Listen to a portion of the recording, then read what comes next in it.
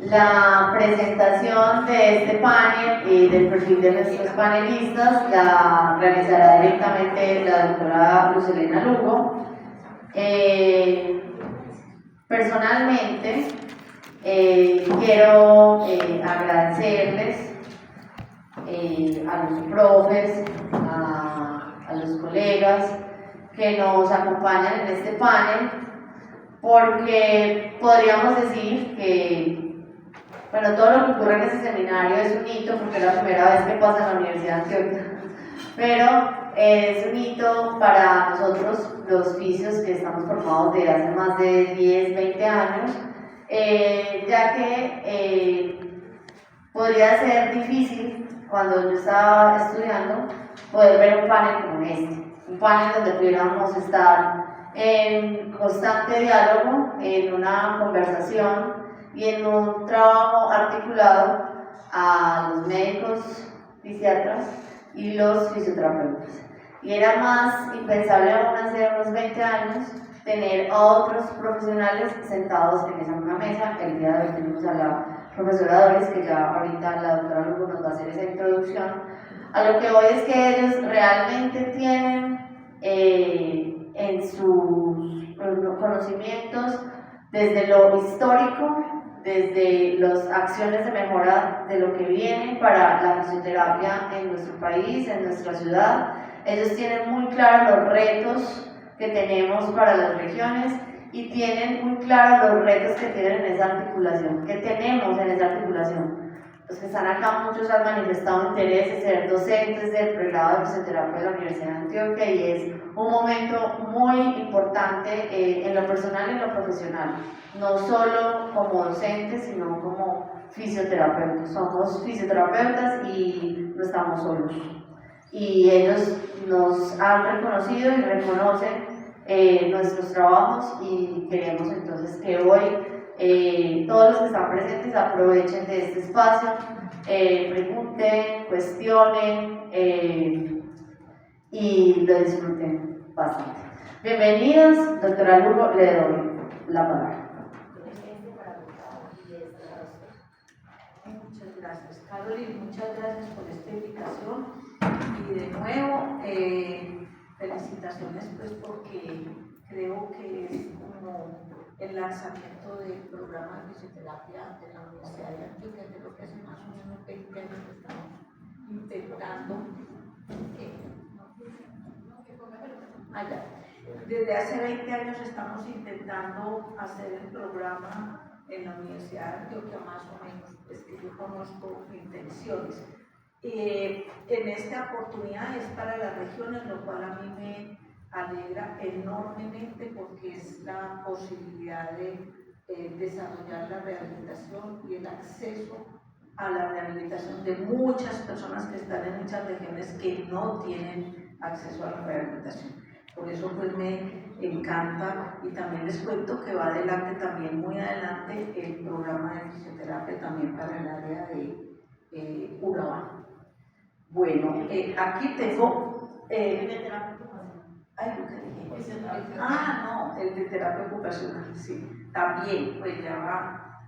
Tengo acá, pues, personas muy importantes, digo yo, porque tienen toda una trayectoria profesional en la rehabilitación muy amplia.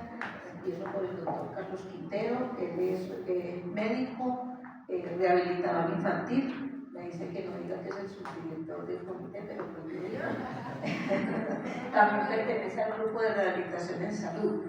Betsy Jaramillo, que hoy tuvo una intervención que no alcancé a oír, es una especialista en neurorehabilitación, es máster en investigación en salud, pertenece coordinadora de rehabilitación clínica e investigación del grupo Mobility Group. Bueno, también es docente en neurorehabilitación y en la maestría en neurorehabilitación. Doris Adriana, que casi no alcanza a llegar porque tuvimos un impasse, pues, en que ella creía que era virtual, porque estaba muy ocupada en la vicerrectoría de docencia, digamos que fue la persona que asesoró todo el montaje de la virtualidad en la época del COVID. Entonces, Doris, pues, pero Doris ha trabajado con nosotros hace muchísimos años, es de formación educadora especial, es doctora en educación, coordina el grupo de tecnologías didácticas en educación. Con Doris hicimos el proyecto de inclusión de los jóvenes a la universidad con discapacidad intelectual y con Carlos a la Universidad de Antioquia. Ana María Posada es muy jovencita, es médica, es enfermera clínica y en este momento es la coordinadora del grupo de rehabilitación en salud de la Facultad de Medicina. Tengo a Esther Cecilia Huiches, que la han oído en estos días varias veces. Ella nos acompaña de la Universidad del Valle, es una profesora muy reconocida de la Universidad del Valle, tiene un doctorado en desempeño funcional de esta universidad. Ahorita, además de ser profesora, coordina la oficina, bueno, el área de asuntos internacionales de la Facultad de Salud de la Universidad del Valle. Y el de San Onofre, que eso es lo más importante, que el de San Onofre, eso le da pues un saborcito muy distinto. Y el doctor Hércules Ribeiro, que lo han presentado muchas veces, pero que además estamos muy contentos de que esté acá, lo hemos oído mucho, nos ha gustado mucho su trabajo. Es doctor en Ciencias Biológicas, postdoctorado de la Universidad Federal Minas Gerais y del Brasil, y nos ha hablado en estos días conferencias supremamente interesantes para niños con discapacidad, enfocados también en el deporte adaptado, además pues, de otras temáticas. Entonces, bienvenidos todos. Hay varias preguntas, pues la idea es que Carolyn quería como que abordáramos esa posibilidad de un trabajo, digámoslo, multidisciplinario, interdisciplinario, pero con un propósito que es el que nosotros no nos podemos perder, que el propósito es la persona que tiene una necesidad con rehabilitación. Si nosotros nos enfocamos en eso, con seguridad que no vamos a perdernos en el trabajo de la rehabilitación. La primera pregunta, entonces voy a empezar acá con el doctor, no, voy a hacer la de niños solo, voy a empezar con Betsy.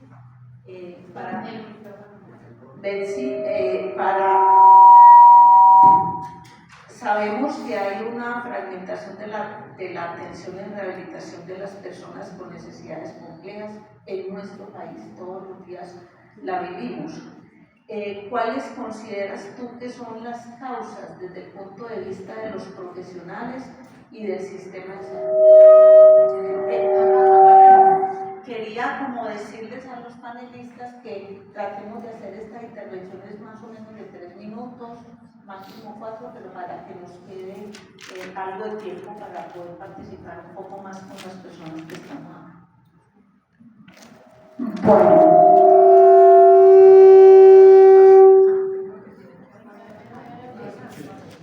Bueno, considero que debemos iniciar por generar una conexión entre la academia y los profesionales de la salud. Y la academia debe ir orientada a la formación desde la interdisciplinaridad y transdisciplinaridad.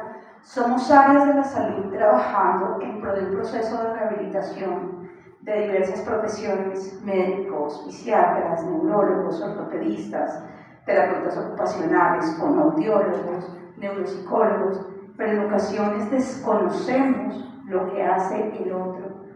Conocemos superficialmente cada uno de los alcances que tienen las profesiones y el no reconocimiento a fondo, el no trabajar de la mano desde ese proyecto de interdisciplinaridad con miras a la transdisciplinaridad deja un poco al paciente fragmentado. Entonces fisioterapia se encarga del movimiento, fonoaudiología de la comunicación, y aunque hablamos de rehabilitación integral, en estas condiciones que son complejas y que en nuestro país han alcanzado un alto nivel de complejidad, terminamos fragmentando al paciente y desintegrando. Es fundamental que todos abordemos un punto de equilibrio, la parte cognitiva, la parte emocional, la parte motora, la parte de motivación, de actividades de la vida diaria, actividades de ocio, de tiempo libre, desde el conocimiento y desde la ciencia. Esto tiene que tener una relación entre la clínica, las instituciones de salud y la academia. Trabajando de la mano es que podemos formar profesionales que tengan esta ideología, que vuelvan a integrar al ser humano, que realmente humanicemos la salud y que adicionalmente entendamos que todos los que estamos sentados en una mesa o trabajamos por la rehabilitación debemos trabajar en pro de la persona, de la familia, de la sociedad. Si nosotros trabajamos por las personas que tienen una condición de salud específica, rompemos paradigmas de discapacidad. Y si rompemos paradigmas de discapacidad, impactamos a nivel social.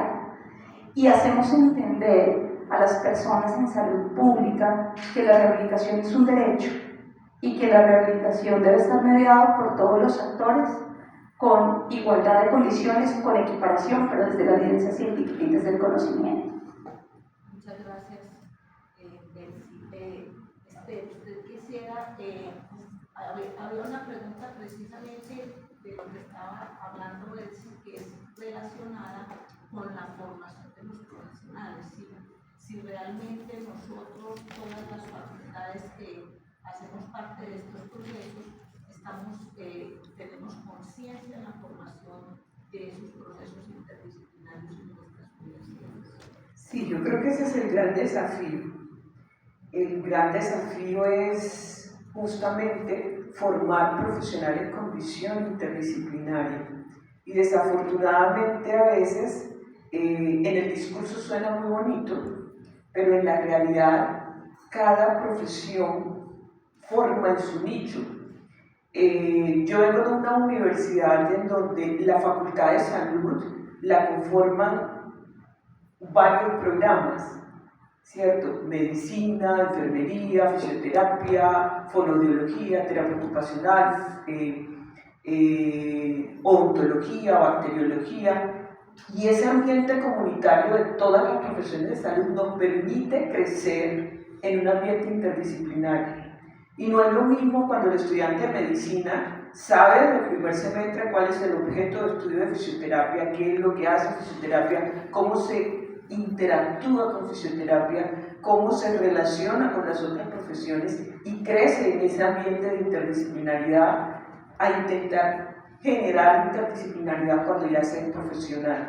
Yo creo que ese es el reto que tenemos los profesionales de salud para que ese discurso tan bonito como lo propuso la profe Betsy sea realidad. Si no se queda bonito en el papel, bonito en el discurso, pero cuando llegamos a trabajar, el médico piensa en cómo cura, el teo piensa en cómo la actividad, el fisio piensa en cómo el ejercicio, pero no hay sinergia, no hay articulación. Y el éxito de la rehabilitación es el trabajo articulado. Ningún profesional aisladamente puede generar un buen proceso de rehabilitación. Entonces yo sí creo que ese es el desafío actual de nuestras profesiones de salud. El mundo nos está pidiendo rehabilitación, el plan de salud mundial lo pronostica, que la rehabilitación debe ser para todos en todo el ciclo de vida, pero el cuento es si nosotros estamos formando bajo esa sombrilla de interdisciplinaridad para ofrecer verdaderos procesos de rehabilitación. Profesora, muchísimas gracias. Ana María.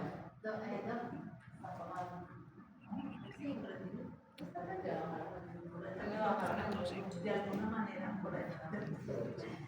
Bueno, pero yo hablo durito. Ana María, queríamos como preguntarte desde el punto de vista que pues, has trabajado ya un poco de años en investigación, ¿cuáles serían esas principales consecuencias de la desintegración de la atención de pacientes que tienen necesidades complejas de rehabilitación? Bueno, muchas gracias. Muchas gracias por esta invitación a Carolina, a Caroline, a la profe Lugo. Es un honor para mí estar aquí con algunos de mis maestros y con profesores pues, de esta área tan fascinante que es la rehabilitación. Efectivamente sabemos que existe esta fragmentación de los servicios y y esto trae muchas consecuencias, como lo han dicho pues mis compañeristas aquí. Nosotros en rehabilitación no trabajamos solos, debemos trabajar en conjunto, pero no solamente con intervenciones aisladas y separadas, sino en pro del paciente y teniendo en mente unos objetivos que deberíamos plantear entre todos. Cuando eso no ocurre, entonces eso puede llevar a que haya falta de acceso a los servicios, aumento en los costos, y los pacientes les ponen intervenciones en diferentes instituciones, en diferentes centros de rehabilitación, eso aumenta sus costos para los desplazamientos, puede disminuir la adherencia a las intervenciones, porque entonces ya el paciente va a tener que salir más veces de su casa y desplazarse pues a estos diferentes sitios. De pronto no va a tener como un buen enganche con el equipo de rehabilitación y cada uno va a estar como por su lado, entonces no vamos a poder intervenir adecuadamente a ese paciente. Entonces creo que esos son como factores importantes y barreras que nos pone el sistema cuando esos servicios están así fragmentados y desintegrados. Bueno, gracias profesora. Queríamos pasar a los niños. Aquí tenemos pues a Carlos, luego con Hércules y con Doris Adriana. Carlos, ¿cómo valoras tú ese trabajo interdisciplinario en los niños? ¿Y cuáles crees que son las principales dificultades para lograrlo? Pues creo que valorarlo es en el sentido de que mientras más disciplinas aporten a un objetivo concreto, pues obviamente más integralidad se logra. En el asunto de los niños hay un asunto que implica cierta complejidad a mi modo de ver y que uno no puede desligar de la transdisciplinariedad, y es el desarrollo. Me parece que hay un ingrediente en el caso de los niños que es muy importante, y es que quienes estemos trabajando en equipo tenemos que comprender qué es el desarrollo de un niño y el desarrollo integral. Creo que para aportarle el desarrollo integral del niño, ya de alguna manera lo han dicho, hay que comprender exactamente qué es lo que los niños nos están pidiendo, qué es lo que los niños necesitan. Y ese no es un asunto tan fácil, porque me parece que a veces nosotros llegamos más desde nuestras disciplinas, y ese sería uno de los problemas y dificultades que yo veo, a tratar de resolver algo que el niño ni siquiera necesita ser resuelto. Por eso, y yo creo que Betsy lo expresó esta mañana, el asunto de los métodos, las metodologías, nunca puede estar por encima de los principios que son fundamentales, y entender los principios del desarrollo de un niño me parece que es algo que es supremamente importante. Ahora, a pesar de que el trabajo en equipo es muy importante, cada uno tiene que saber hasta dónde llega y qué exactamente tiene para ofrecerle a un niño, sin llegar a ser muy intrusivo, invasivo y terminar medicalizándolo y a veces abrumándolo con intervenciones innecesarias. Entonces ahora está sonando dentro de algo que se llaman las prácticas recomendadas en atención temprana, algo que se conoce como el terapeuta de referencia. El terapeuta de referencia es un terapeuta que conoce ampliamente el desarrollo de un niño y que puede ser el enlace entre un equipo interdisciplinario y ese niño y su familia, sin necesidad de que esté en comunicación. Imagínense un niño con un trastorno del espectro autista que tiene que ser abordado por 6, 7 disciplinas, y la diferencia que puede haber entre un terapeuta que haga el puente y que sirva de enlace con el equipo de referencia, que no quiere decir que un terapeuta de referencia desconozca la importancia y los aportes de varias disciplinas. Entonces creo que valoro ampliamente el trabajo interdisciplinario, pero creo que tenemos un reto inmenso, y es saber cómo realmente nos podemos comunicar con un niño. Yo creo que quienes trabajamos con niños no podemos desconocer que el reto más grande que tenemos es precisamente comunicarnos y establecer una relación con los niños, y no es un asunto de que esta disciplina y desde el ego que impone mi profesión yo tengo para ofrecerle a él, sino el niño que realmente me está pidiendo, y ese es un trabajo que yo creo que necesita, por ejemplo, observación, escucha. Doctor Hércules, ¿cómo articular el deporte adaptado en la rehabilitación infantil para cumplir con el principal propósito de esta, lograr que los niños y niñas participen activamente en la sociedad, especialmente en la escuela. Sí, primero me gustaría de nuevo estar contento de estar acá con todos ustedes. Es un gusto muy grande porque, como ya dijo Caroli, es un hito, ¿no? Este pregado en fisioterapia acá, entonces es un momento muy oportuno. Creo que este tema ha cambiado muchísimo, ¿no? En los últimos años, y cada vez más estamos hablando más y más sobre este tema que es tan importante, que es esta temática de participación en la comunidad y cómo promover. Betsy esta mañana y Carlos ayer nos comentaba sobre este modelo biopsicosocial que integra aspectos corporales, aspectos de actividad, aspectos de participación, pero hay también los factores contextuales. Y creo que los factores contextuales, que son los factores personales y factores ambientales, son claves para promover la participación y promover el esporte adaptado, el esporte modificado, porque hay muchas barreras en el entorno, muchas barreras. Y no son solamente barreras que son barreras físicas, pero también barreras de actitudinales. Hay mucho desconocimiento de oportunidades que se pasan en el entorno, en la comunidad. No hay educación también para los papás, para que conozcan oportunidades en el entorno. Entonces hay que tener este diálogo, esta charla, estas conversaciones entre todos los sectores para promover, creo que, disminuir las barreras, las brechas y aumentar, sino, las oportunidades, tener más facilitadores y que nosotros seamos los facilitadores de este proceso, ¿no? Creo que este camino a disminuir las barreras. Muchísimas gracias. Profesora Doris, yo voy a hacerle dos preguntas que tengo aquí para usted.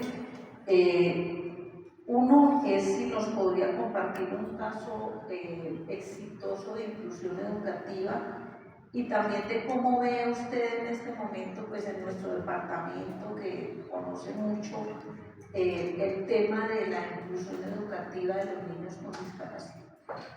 Bueno, muchas gracias. Primero que todo, agradecerle a la profesora Luz Helena por brindarme esta oportunidad de conversar con otros profesionales, pero también de interactuar con ustedes que seguramente tienen un interés fundamental en ese proceso educativo de las personas con alguna situación de discapacidad. Cuando la profesora Helena me presentaba, yo decía, ¿cuál es como el mayor orgullo o qué es lo que me define a mí como profesional? Y es ser maestra.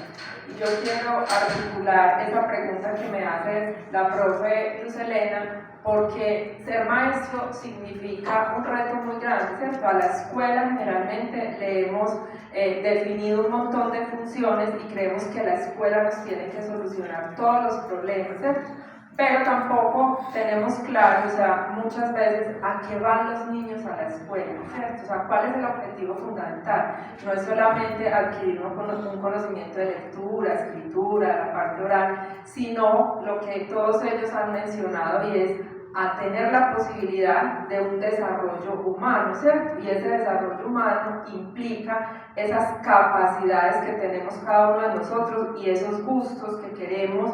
Y los fines últimos de la educación es qué quiero hacer yo después de tener un proceso educativo. Entonces, antes de señalar un caso particular, yo quisiera decir que las instituciones educativas en Colombia tienen muchos retos frente a la inclusión, pero hay tres factores que pueden definir esa posibilidad de éxito, ¿cierto? O sea, siempre nos han dicho que un niño con cualquier necesidad educativa, con cualquier discapacidad, debe ser admitido en la escuela. Pero nos preguntamos, ¿cierto? Ese primer acceso, esa es la primera categoría fundamental. ¿Cómo acceden los niños a la escuela? Siempre acceden con un rótulo de personas con discapacidad, donde tiene un montón de dificultades. El profe Carlos ahorita mencionaba, y es que nos centramos solamente en la discapacidad y no pensamos en cuáles son esas potencialidades que tiene para desarrollar, y que posiblemente no pueda seguir un currículo como los otros niños, y que el profe tiene que hacer adaptaciones curriculares. Entonces aquí viene otro proceso. Llega un niño en el acceso rotulado con una discapacidad y se le dice al profe que lo atienda en un grupo de 50 o 60 niños con una diversidad, ¿cierto? Porque además no está la discapacidad, sino que está la diversidad cultural, étnica, ¿cierto? Muchas diversidades. Y ese proceso, ¿cierto?, que llamamos permanencia, es permeado por muchos factores, entre ellos un trabajo interdisciplinario, pero al profesor, al maestro de apoyo, como se le llama en las instituciones educativas, se le ha dado toda la responsabilidad de responder por todas esas limitaciones que tiene ese niño o ese joven, ¿cierto? Entonces, en ese caso, también aquí hay un aspecto importante. La formación en el trabajo interdisciplinario es como yo como maestro no tengo que resolverle todos los problemas a los niños, sino que tengo que saber interactuar con otros profesionales, pero hacer un diálogo que no le permita a ese niño pasar de un profesional a otro, sino un plan, ¿cierto?, articulado con unos ajustes razonables en la escuela y que le permita ir logrando esos objetivos que debe aprender. Pero adicional a eso está el que quiere, ¿cierto?, de esa escuela y que puede lograr. Ahí viene un trabajo muy importante con la familia, y en ese proceso de permanencia creo que la escuela, pues nos hemos equivocado porque a la familia le hemos dado, digamos, unas funciones que todavía no pueden cumplir porque no hay una formación para acompañar ese proceso. Y viene el egreso, ¿cierto? Ese sería el tercer punto. O sea, ¿qué pasa con ese niño después de haber estado incluido en el aula regular, ¿cierto? Que eso es lo que todos los niños aspiran, en el preescolar, en la educación básica, en la educación media y en la educación superior, ¿cierto? Pero en nuestro país la inclusión ha tenido más un enfoque social, es decir, que los niños vayan a la escuela, se relacionen con otros niños, pero no se desarrollan habilidades y capacidades para el futuro. Entonces no hay una articulación entre los tres sistemas, el de educación inicial, el de educación media y el de educación superior. Y ese tránsito de ese niño a veces no tiene un objetivo final, es decir, ¿qué va a lograr cuando él sea un adulto y haya pasado por todo este proceso? Entonces allí yo diría que otro aspecto fundamental para el éxito es consultar a esa persona, ¿cierto? Porque estamos educando a una persona para que tenga una vida y un proyecto de vida independiente que le permita ser feliz, pero además ser funcional en una sociedad y aportarle a esa sociedad. Entonces siempre estamos mirando el asunto de la discapacidad como que hay que apoyar, pero sin tener en cuenta la potencialidad. Yo diría que son aspectos importantes en la inclusión, no para señalar un aspecto fundamental, sino para decir que pues particularmente aquí en Medellín se ha trabajado, hay maestros de apoyo, las escuelas todas ya son inclusivas, pero los niños llegan simplemente con un rótulo y un diagnóstico, y hay un profesor que se enfrenta a una dinámica muy compleja, porque no es lo mismo acompañar a un niño con el espectro autista en el aula, a un niño con discapacidad intelectual, a un niño con discapacidad visual, auditiva. Entonces al maestro le estamos exigiendo muchas cosas, muchos aprendizajes. Y la universidad, o sea, nosotros formamos maestros en educación, y ni siquiera un maestro en educación especial es capaz de salir formado en todas las discapacidades para reconocer lo que el profe Carlos decía, el desarrollo, porque es que yo tengo que mirar cuáles son esas habilidades en cada etapa de la vida para ver cómo va ese niño o ese adolescente en ese proceso y cómo puedo potenciar, pues con metodologías y apoyos importantes que le representen a ese niño una posibilidad de aprender y de disfrutar. Entonces yo creo que ahí hay aspectos que hay que seguir trabajando muchísimo. Hay avances, pero no está todo terminado. Nos pedía acá una interpelación. No, aprovechando que Adriana habló, es que ayer en la presentación, quienes estuvieron, lo pasé muy rápido, pero hablé de María Montessori, mencioné a Janusz Korczak, a Amy Pickler, que son pediatras, fueron pediatras, pero que terminaron todos proponiendo enfoques pedagógicos. Esto es para decir que en el caso de niños hago la claridad, y no en el caso de todas las personas, que a mí se me ha dado por pensar después de varios años de estar viendo niños que la clave de la rehabilitación de los niños está en la escuela y en la pedagogía. Yo no alcanzo a entender por qué todavía no estamos más cerca, y esto es una invitación, no sé si aquí hay educadores especiales, educadores físicos y otras personas de esas áreas, pero yo creo, no entiendo por qué en el caso de niños el área de la educación y el área de la rehabilitación y la salud hemos estado tan separados, haciendo precisamente lo que decía ahora, abrumando al niño con una cantidad de intervenciones. El que bien puede ir a la escuela, porque muchos son excluidos, pero va a la escuela, después tiene que ir al centro de terapias, todo, la vida de un niño no es una cosa tan fragmentada. Entonces, que dice Adrián esté aquí, un mensaje claro también, educación y salud, particularmente rehabilitación, en el caso de niños, tenemos que trabajar de la mano. Responder la segunda pregunta que se la dejo a la por ahí. Bueno, ella me preguntaba que en general en Antioquia cómo vemos el proceso. No sé si ustedes saben, pero existe pues una ley general de educación y existe en este momento una ley estatutaria que nos plantea la educación como un derecho fundamental, ¿cierto? Eso es muy bonito en el papel, ¿cierto? Pero ¿qué pasa? Que los padres de familia ni siquiera tienen claro que un hijo con discapacidad, cualquiera que sea, puede ir a la escuela, ¿cierto? Sino que debe estar en una institución de rehabilitación o de educación especial. Eso no está mal, ¿cierto? Porque si están allí hay un proceso interesante para cada uno de ellos y pueden desarrollar algunas habilidades y luego tener pues digamos una actividad que les permita ser productivos y también disfrutar, eso está bien. Pero el sistema educativo está hecho solamente para que los niños vayan pasando los grados escolares independiente de lo que se logre, ¿cierto? O sea, hay unos derechos fundamentales de aprendizaje que están organizados por niveles. ¿Qué pasa con los niños, los adolescentes con discapacidad, ¿cierto? En general, no solamente, pues por ejemplo, la discapacidad visual, auditiva, la discapacidad intelectual, son personas que transitan por la educación y al terminar la educación secundaria, los que logran terminar, o sea, no tienen la posibilidad de un proyecto de vida ni laboral ni profesional, ¿cierto? Entonces, la articulación, aunque existen, por ejemplo, los comités departamentales de discapacidad, existen las instituciones de apoyo, los maestros de apoyo, hay un desconocimiento no solamente de los derechos, sino de las posibilidades que tienen estas personas, y hay la Secretaría de Educación Departamental ha hecho esfuerzos por la formación, pero es que la formación también tiene que tener un componente que es de la cultura de la inclusión. Yo puedo recibir muchos talleres de formación, ir a mi aula y seguir haciendo lo mismo, lo que el profe Carlos decía, o sea, cuáles son esas metodologías que debemos emplear con esta población. Entonces, claro, la Secretaría hace formación, pero hay una falta de cultura en las familias, no solamente de esos niños y jóvenes que tienen discapacidad, sino del resto, que lo que tenemos que hacer es acoger, pero nos da miedo acoger, no pensar que es que ellos tienen un derecho a estar allí y que pueden desarrollar también esas capacidades. Entonces realmente hemos hecho trabajos importantes, la universidad en este momento, supongo que ustedes saben que con el examen de admisión en la universidad pasaban las personas que sacaban 50 puntos, ¿cierto? En este momento el examen dio un giro y se llama un examen clasificatorio, es decir, que no hay un puntaje mínimo para el acceso a la educación superior.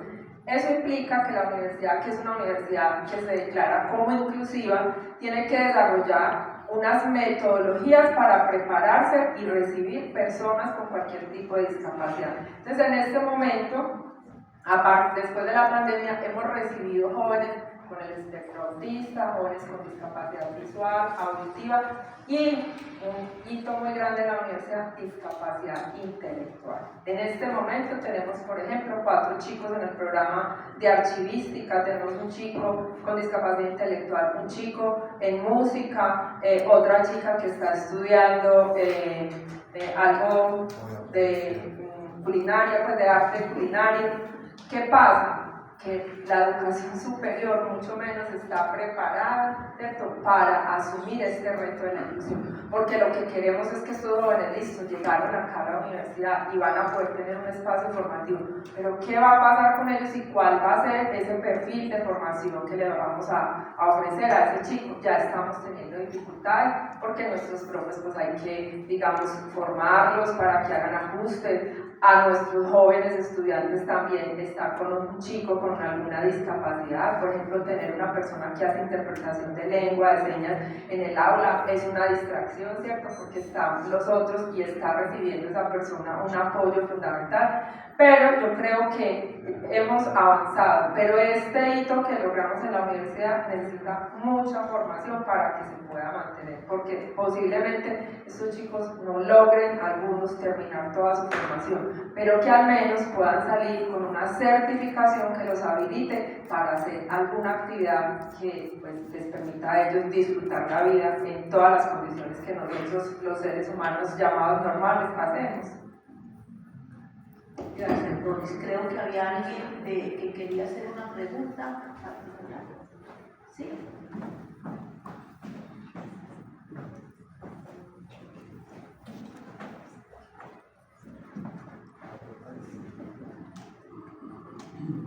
Hola, mucho gusto.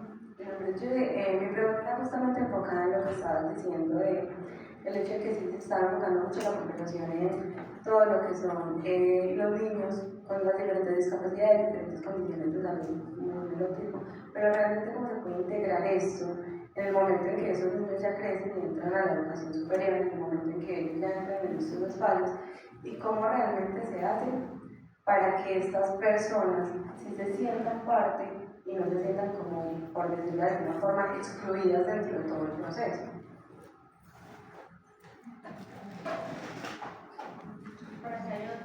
No, si la responde y luego, o si quiere la otra también, si la es de la misma, o si es para otro ponente también.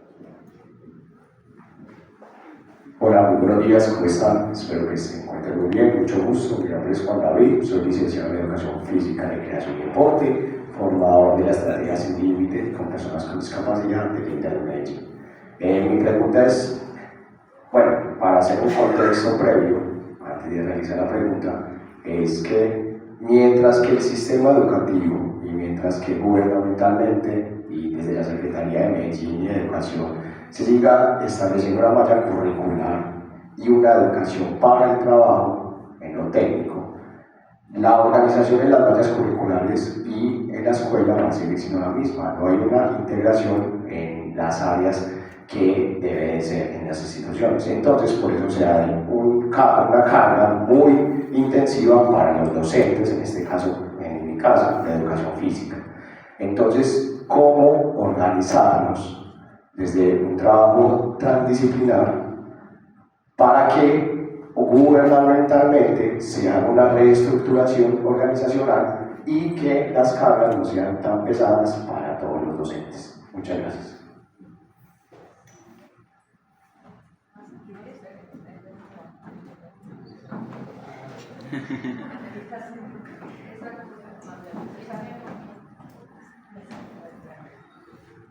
Bueno, yo creo que voy a como integrar las dos preguntas para hacer como una síntesis. A ver, yo planteaba que la educación, ¿cierto?, como un derecho fundamental, nos invita a pensarnos, o sea, no como personas fragmentadas en un área específica, sino como seres integrales, ¿cierto? Y que cuando ingresamos a la escuela todos tenemos un objetivo, pues graduarnos y seguir estudiando, por ejemplo, en la secundaria y luego en la universidad. Ese concepto, ¿cierto?, de pasar de un grado al otro debe un poco replantearse, y es, no importa que yo no pase de grado en el mismo tiempo que pasan los demás, ¿cierto? Lo que pasa es que la organización de la escuela está así, por grados escolares. Un grado escolar dura un año, pero puede que dependiendo de la comprensión del desarrollo, lo que planteaba ahora el profe Carlos, ¿cierto?, yo me demore más tiempo para adquirir esas habilidades, pero estoy adquiriendo lo que necesito para poderme desarrollar en otro contexto. La escuela debería tener ese concepto de la promoción automática, pero ¿qué pasa? Que la escuela ha entendido la promoción automática es como pasar de grado y sacar a los chicos un título, ¿cierto? Entonces, ¿qué necesitamos? O sea, una cultura de la inclusión que nos permita pensar más allá de las notas, de la malla curricular, ¿cierto? Desafortunadamente las instituciones educativas a todas las miden por las pruebas del Estado, a todas las miden también por qué tanto número de niños tienen en la escuela. O sea, hay muchos factores que para nosotros son difíciles, pero yo creo que un profesor en el aula tiene que pensar más allá de esos criterios, es cómo le ayuda a ese ser humano para que crezca, ¿cierto? Para que su vida sea distinta. Ese es el propósito, pero pues fundamentalmente el sistema está hecho para eso, para excluir. Lo que tenemos es que luchar es cómo incluimos a todas las personas y les damos posibilidades. Ahora, la educación para el trabajo y el desarrollo humano yo creo que no es mala, lo que pasa es cómo la estamos entendiendo.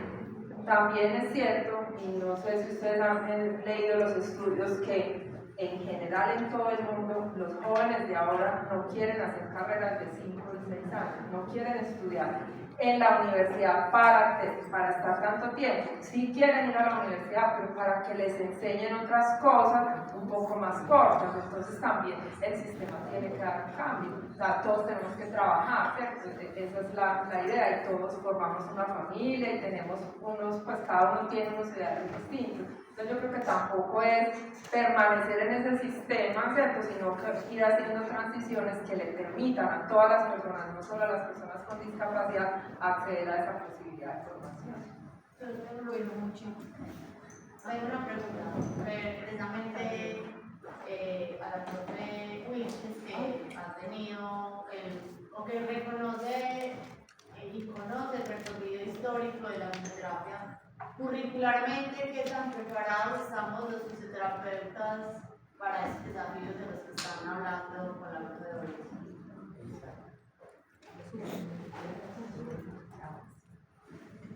Bueno, yo creo que voy a responder desde lo que conozco de ASCOFAFI, que es nuestra Asociación Colombiana de Facultades de Fisioterapia. Históricamente la fisioterapia surgió muy clínica, ¿cierto? Ese fue nuestro empezar por allá en 1952. Pero hoy todas las programas en su malla curricular tienen un enfoque en educación, y eso hace mucho rato que de fisioterapia se enfoca, una de las áreas es la parte de educación con el componente físico, pero también articulado con todo ese desarrollo de los niños. Yo no creo que en estos momentos uno pueda decir que los programas de fisioterapia tienen claro, porque si no está normatizado para las escuelas normales, ¿cierto? Para las escuelas de primaria, mucho menos va a estar para los programas de salud. Pero sí creo que en esas modificaciones curriculares que somos obligados todos los programas a hacer, hay que pensándolo desde ese punto de vista, además cuando estamos pensando en ese cambio de paradigma de una rehabilitación en donde antes yo me creía rehabilitadora y creía que el mundo lo podía cambiar yo sola y rehabilitar yo sola, a una rehabilitación que tiene que ser integral, interdisciplinaria e inclusiva, 3I. Yo creo que sin esas 3I no hay ningún proceso. Y es un deber y un reto de los programas, respetando que no nos estamos formando fisioterapeutas para educación especial. Esa no es la idea. Pero sí que un fisioterapeuta que se forma durante 9 semestres, 10 semestres, debe tener una visión clara de su aporte en este tipo de situaciones con niños que tienen algún tipo de discapacidad. Eso es cada programa también, cómo lo enfoca, cómo lo aborda, pero sí te aseguro que los 31 programas que en estos momentos están bajo la sombrilla de ASCOFAFI, en su malla curricular, todos tienen un componente de educación. Muchísimas gracias. Que no quisiera que termináramos este foro sin decir que aquí nos faltan un grupo de profesionales, bueno, muchos, y ya veo que educadores físicos que también nos han acompañado mucho en la parte de trabajo con las personas con discapacidad, pero en el área psicosocial. Nosotros no hemos abordado lo que es el tema de la salud mental y del área de psicología de trabajadores sociales. Ahora que Carlos hablaba de profesionales de enlace, yo trabajé hace mucho tiempo en el Centro Nacional de Rehabilitación Teletón y los profesionales de enlace eran los psicólogos y los trabajadores sociales, pero el sistema de salud nos sacó a los psicólogos y a los trabajadores sociales, nos los sacó de los equipos de rehabilitación, porque no tuvimos cómo volver a estar con ellos, y ellos eran profesores profesionales de enlace. De hecho, pues tenemos algunas en el comité y algunos hemos podido mantener, pero no quisiera que nos fuéramos con la idea de que esos profesionales hacen falta y la salud mental hace falta en toda la atención integral de rehabilitación. Yo creo que nos centramos y fuimos un poco como a la parte más de rehabilitación infantil. Yo quisiera que las personas el profesor Hércules, Anita y Betsy, si quieren ampliar esto de lo que hemos conversado para no salirnos otra vez como a la parte clínica de las personas adultas, sino que fortalezcamos este diálogo que se ha dado acá con otros puntos de vista. Si quiere, profesor.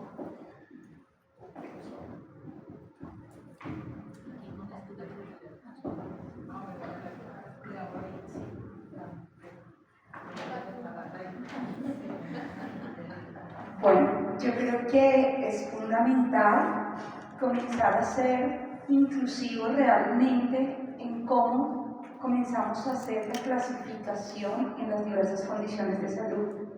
Hoy queremos llevar, y realmente es un reto llevar la educación a un estado de accesibilidad para más personas. Pero mientras nosotros nos centremos más en la diferencia desde los procesos de rehabilitación, clasificando a una persona desde la condición de salud en discapacidad, aquí ya se genera un tema que termina en la exclusión cuando hablamos de inclusión. Creo que es un trabajo que se ha venido fortaleciendo desde la academia y es comprender nuevamente cómo la discapacidad está dada por esas barreras de accesibilidad, esas barreras sociales y culturales a las que se ven enfrentados miles de niños. Y no hablamos solamente con niños con PC o niños con retraso del desarrollo, hablamos con niños que tienen hoy en día llamado hiperactividad y los medican, y simplemente los niños están pidiendo ser niños, pero queremos cambiar la niñez a niños que se muevan menos. Ahora, generalizamos los hitos del desarrollo, en donde involucramos a todos los niños en una escala y los estandarizamos. Cuando el niño se sale de esa escala, decimos tiene retraso del desarrollo y ya necesita algo especial. Ahí ya estamos generando exclusión, pero estamos haciendo un análisis del contexto y hablamos de la CIF. La CIF debería ser manejada por todos los profesionales, entrenadores, pedagogos, por todos, porque es que la CIF realmente lo que te dice es que cada persona es diversa de acuerdo a la cultura donde se desarrolla, de acuerdo a su contexto familiar, a su contexto social, a su cultura, y que cada persona tiene una diversidad de aprendizaje. Pero si cuando un niño se demora en aprender por una condición específica, porque a veces ni siquiera analizamos qué tipo de aprendizaje tiene, si es más visual, si es más auditivo, si es más por asociación, y era algo de lo que hablábamos del aprendizaje. El aprendizaje engloba muchas estrategias y lo llevamos de una vez a la patología. Hoy, siglo XXI, decimos debemos hablar de salud y bienestar, pero seguimos enfocados en la enfermedad. Y debemos reconocer es diversidad funcional. Esa diversidad funcional va a permitir generar nuevos cambios en la educación, porque ahora los niños que se ponen mucho ya tienen TDAH, espectro autista. Hoy hablamos de diversidad de aprendizaje. Ya lo está. Entonces creo que dejar un poco de enfatizar la discapacidad como cualquier condición diferente nos va a ayudar a ser más inclusivos y a cambiar, a permitir que estos niños puedan ser más funcionales y que sus propios compañeros de clase lo vean las más normales, porque desde que el niño ingresa ya es un niño diferente, tiene que estar con la profesora, tiene la sombra. Entonces, desde los mismos profesionales de diversas áreas, continuamente el niño deja de ser niño. El niño pasa a ser paciente toda la vida y seguimos en ese modelo biomédico. Profesor Hércules, cuéntenos. Yo creo que esta temática pasa lo mismo en Brasil, ¿no? Son retos muy parecidos, muy similares, y creo que yo estoy de acuerdo con mis compañeros. Creo que es muy importante iniciar este movimiento en las academias, ¿no? Fortalecendo las academias, distintas academias de terapia física, fono, psicología, medicina, para realmente trabajarnos de una manera integrada y salir del papel, porque en el papel todo es muy bonito. Entonces, la CIC, por ejemplo, ya tiene más de 20 años. Sí. Y aún no logramos implementar la CIC en nuestra práctica clínica, ¿no?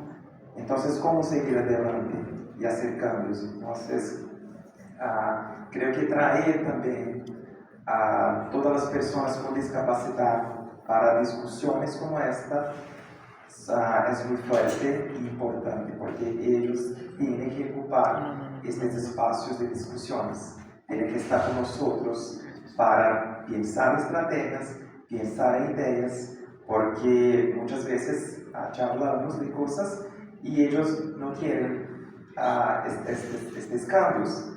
Entonces, juntos, creo que este es el camino. Anita, yo quisiera hacerle una pregunta. ¿Qué piensas tú de cómo ahora, como estamos en esto de los niños, la atención primaria en rehabilitación? ¿Qué papel podría jugar en todo esto que nosotros estamos hablando? Y porque este programa va para las regiones, porque la OMS nos dice que por favor pensemos en la atención primaria en rehabilitación, que es la única posibilidad de que las personas accedan a la salud, a la educación. Entonces, como para terminar con... Pues sería una solución que podría resolver un poco ese reto de la desintegración en la salud.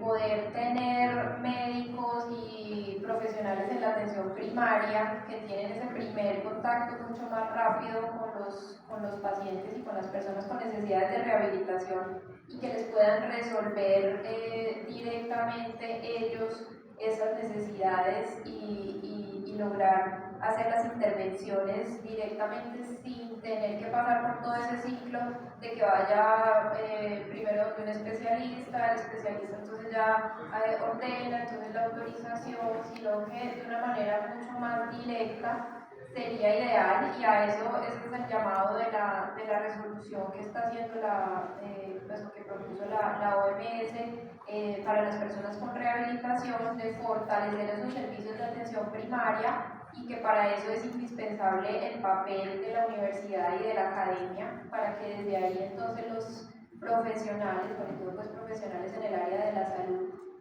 tengan como esas capacidades para resolver directamente esas necesidades. Sí. Yo creo que falta un actor principal y la pregunta la hizo, se fue. Llegó los tomadores de decisiones, porque es que la academia puede querer, la universidad puede generar, pero si los equipos de atención primaria siguen siendo el médico, el enfermero y el odontólogo, pues no vamos a resolver el problema. Entonces yo sí creo que la academia tiene un papel fundamental, que el gremio, los diferentes gremios de las profesiones, de las asociaciones científicas, tienen un papel fundamental, pero que se tienen que articular con los tomadores de decisiones. Porque desafortunadamente, creo, no sé si en Brasil suceda, a veces las decisiones las toman personas que no tienen claro el concepto de rehabilitación. Y si una persona no tiene claro el concepto del modelo biopsicosocial, de cómo es la integración en la rehabilitación, pues toma la decisión desde su punto de vista, sí, discapacidad bajo su concepto, bajo su visión, y así se toman las decisiones y así se hacen las normas. Y entonces nosotros nos quedamos con el discurso, nos quedamos con la gana, pero al final de cuentas toca que hacer lo que salió en la resolución y lo que sale en la norma, y ahí los esfuerzos se pierden.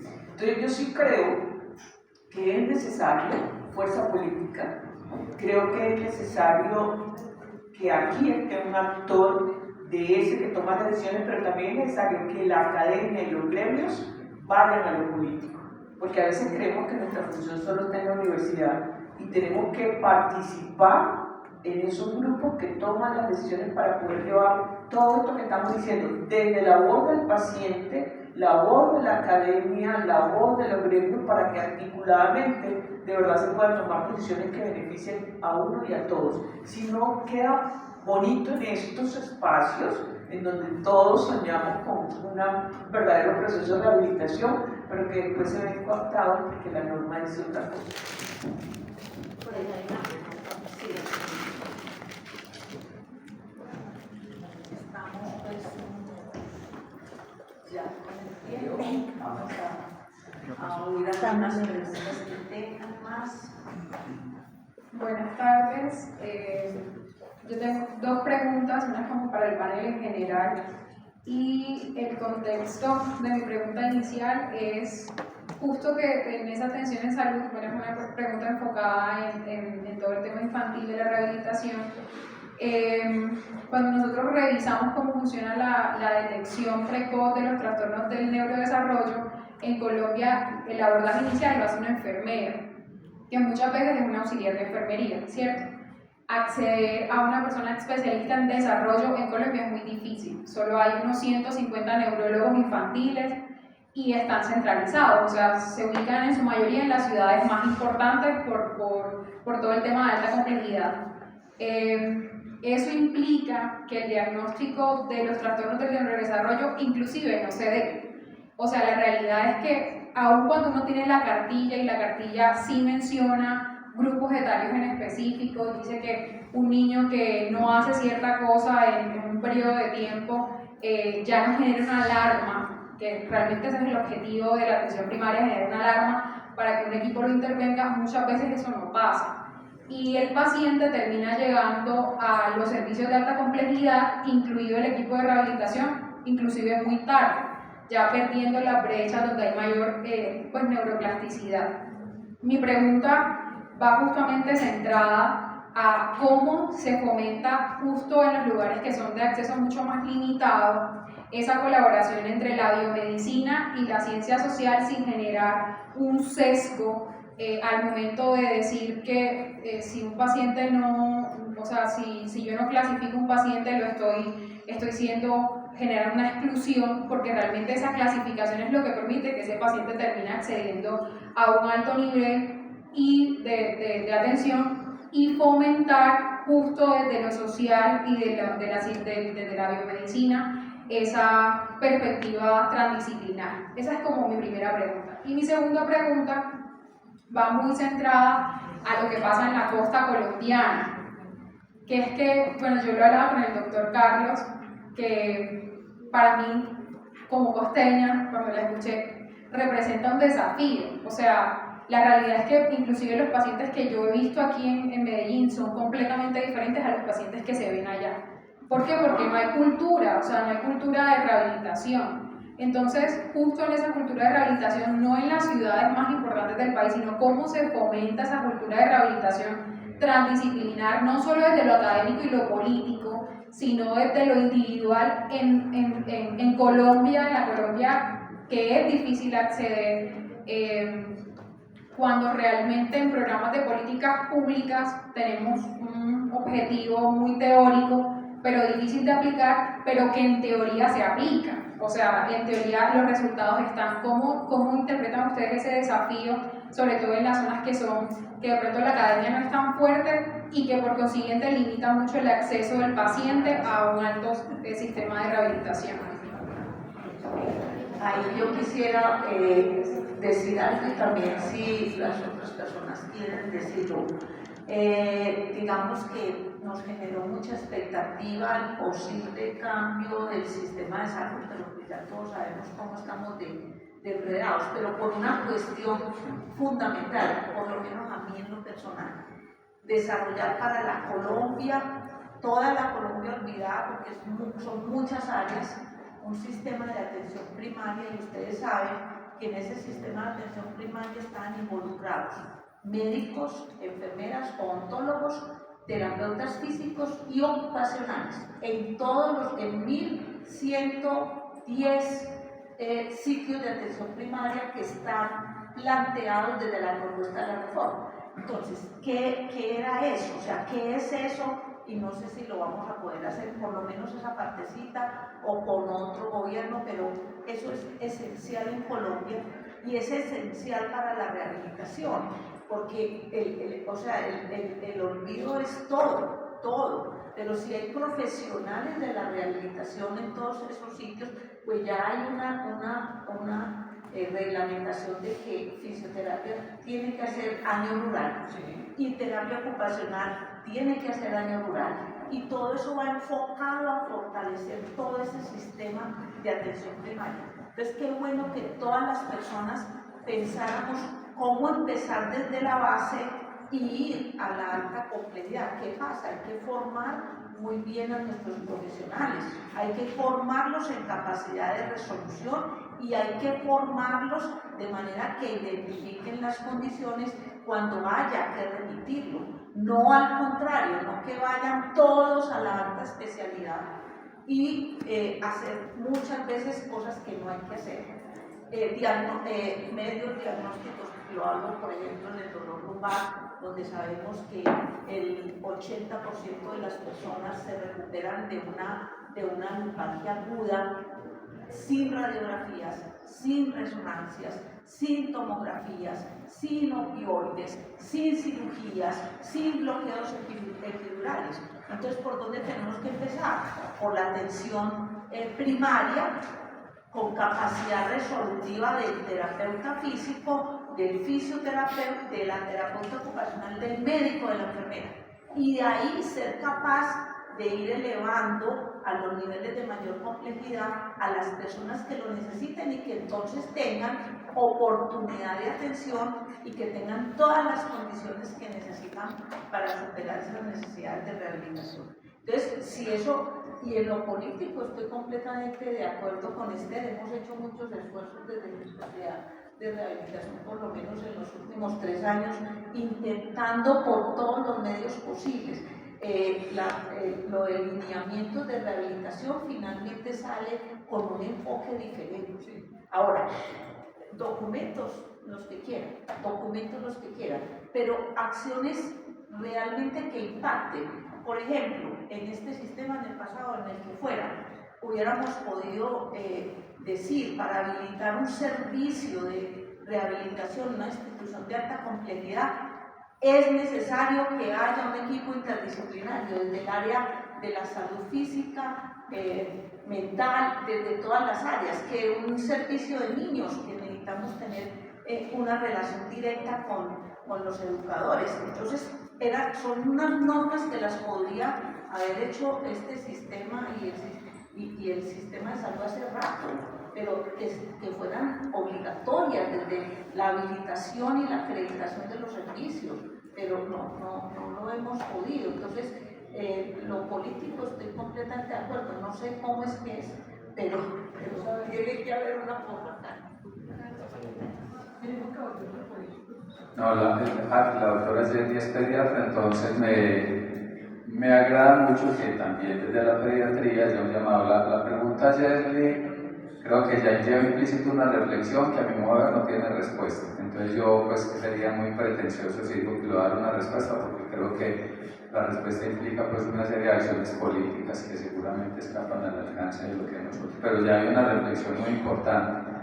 Yo lo único que tendría para decir es que efectivamente ahí hay un reto, lo que la doctora Lugo planteaba con la atención primaria y salud, y en el caso de niños hay necesidad de formar talento humano, de poder ir a las regiones, de cerrar estas brechas de accesibilidad que vos misma decís. O sea, ¿por qué has tenido la experiencia en Cartagena, sentís que la realidad es distinta en Medellín? O sea, eso no tiene como mucho sentido, pero bueno, son brechas que es la visión que estás teniendo y que hay que cerrar. Y como sé que es muy difícil, cosas que a veces implican ya un grado de incidencia política que creo que nosotros tenemos que tratar de hacer, también invito por otro lado a la acción en cosas muy puntuales. No quería, por ejemplo, dar de mencionar un ejemplo puntual, Sebastián. Ahora se me recuerda en primer semestre. Está en primer semestre, escucho a Hércules, está motivado porque el pregrado que él hace tiene que ver con lo que Hércules presentó el deporte modificado en niños. Se me acerca, yo soy médico, y si a esta iniciativa que él tiene dice yo quiero hacer algo con niños, con la experiencia que tienen en Brasil, y me gustaría hacerlo en el comité de rehabilitación. Bueno, ahora hay un médico y hay un estudiante de, ¿cómo se llama el pregrado? Y el entrenamiento deportivo, eso, el entrenamiento deportivo. Algún estudiante de fisioterapia se quiere unir a la iniciativa que tiene Sebastián, y los que estén interesados, entonces esas acciones concretas, yo creo, preguntémonos y hagamos algo que beneficie a uno o a dos niños. Pero es que yo creo que así se van haciendo también transformaciones y no vamos a poder irnos pues a cambiar la política en este momento, pero con acciones concretas también se empieza a producir el cambio. Entonces yo creo que la idea es que aquí todos hagamos pequeños cambios para que sumando vayamos cambiando realmente lo que hay que cambiar. Yo lamento informarles que se nos acabó el tiempo y no se pierdan el segundo seminario de fisioterapia de la Universidad de Antioquia. Doctora Lugo, doctor Carlos, Betsy, profesora Doris, María, Esther, Hércules, a todo el auditorio. De verdad que hay mucha tela para cortar. Gracias por aceptar el espacio, gracias por participar. Este evento no hubiera sido posible claramente si ustedes no están acá, y queremos pues despedirlos con tristeza porque hace falta más tiempo. No obstante, recordarles que nos encontramos a las 2 de la tarde, sin antes, no se pueden ir sin tomarnos la foto, sin calificar el evento, por favor, sin llenar la asistencia que está en la puerta.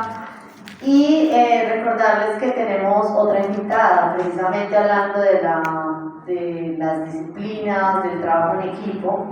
Tenemos una terapeuta ocupacional que nos trae precisamente el Comité de Rehabilitación desde España. Ella va a estar acá a las 2 de la tarde, la profesora Margarita Cañadas va a estar acá con nosotros. Ella ya estuvo en el CES, si no estoy mal, creo que Margarita estuvo en el CES también acompañándolos allá. Y vamos a tener la oportunidad, la fortuna de tenerla acá con nosotros. Nuestras 2 charlas de la tarde son precisamente el cierre de la charla de Hércules y el cierre de la charla de la profesora Margarita Cañadas.